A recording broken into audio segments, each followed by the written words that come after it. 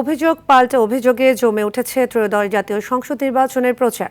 11তম দিনের প্রচারণায় সরগরম রাজধানী। সকাল থেকেই প্রার্থীরা নিজ নিজ আসনে ভোটারদের দোরগোড়ায় দিয়ে দিচ্ছেন নানা প্রতিশ্রুতি। নির্বাচিত হতে পারলে সন্ত্রাস ও চাঁদাবাজ নির্মূল, নিরাপত্তা নিশ্চিত করা, কর্মসংস্থানের ব্যবস্থা, গ্যাস সংকট দূর করা সহ নানা সংকট সমাধানের আশ্বাসও দিচ্ছেন। ঢাকা 16 আসনের বিএনপি প্রার্থী আমিনুল হক অভিযোগ করেন, ভোট কিনে নির্বাচনে জয়ী হতে চায় একটি গোষ্ঠী। তাদের অপতৎপরতা রুখে দিতে স্বতঃস্ফূর্তভাবে ভোট কেন্দ্রে এসে ভোট দেওয়ার আহ্বান জানান তিনি।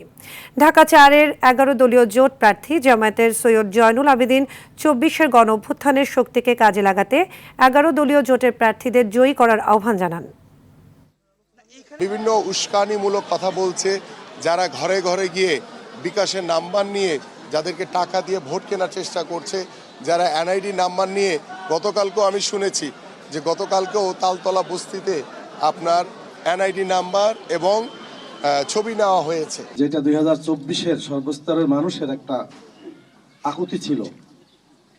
যেই আহ্বানে তারা মাঠে ময়দানে নেমেছিল, তাদের জীবন দিয়েছিল সেই ন্যায় বিচার এবং বৈষম্য মুক্ত একটি বাংলাদেশ এটা প্রতিষ্ঠার জন্য, এটা নেতৃত্ব দেওয়ার জন্য এদেশের মানুষ মনে করছে যে জামায়াতে ইসলামীর বিকল্প আর কেউ নেই।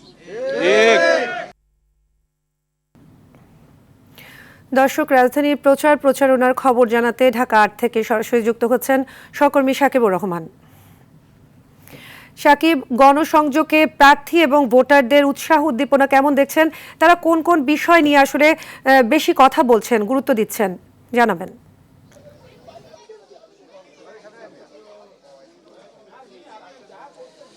সাদি, আসলে পুরো দমে জমে উঠেছে রাজধানীর প্রচারণা। প্রতিটি আসনেই প্রার্থীরা তাদের যে ভোটার রয়েছেন পুরো আসনটিকে আসলে তারা যাওয়ার চেষ্টা করছেন, প্রতিটি ভোটারের সঙ্গে কথা বলার চেষ্টা করছেন। আমরা এখন রয়েছি ঢাকা 8 নম্বর সংসদীয় আসনে, যেখানে মির্জা আব্বাস তিনি নামাজ পড়েছেন এবং নামাজ পড়ার পরে মুসল্লিদের সঙ্গে কুশল বিনিময় করেছেন, কিছু কথা বলেছেন। সেখানে মুসল্লিদের সঙ্গে নামাজ পড়ে বের হয়ে তিনি এই এলাকাটিতে গণসংযোগ করবেন।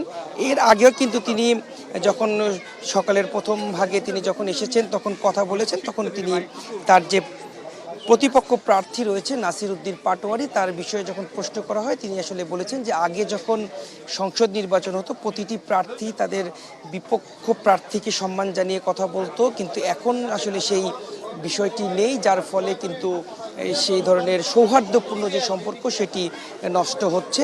আমরা দেখছি যে আসলে মির্জা আব্বাস তিনি নামাজ পড়ে বের হয়েছেন এবং নামাজ পড়ে বের হওয়ার পরে কিন্তু গণমাধ্যমের সঙ্গে তার কথা বলার কথা রয়েছে এবং পাশাপাশি আমরা দেখেছি যে সাধারণ মানুষের মধ্যে উৎসাহ উদ্দীপনা রয়েছে।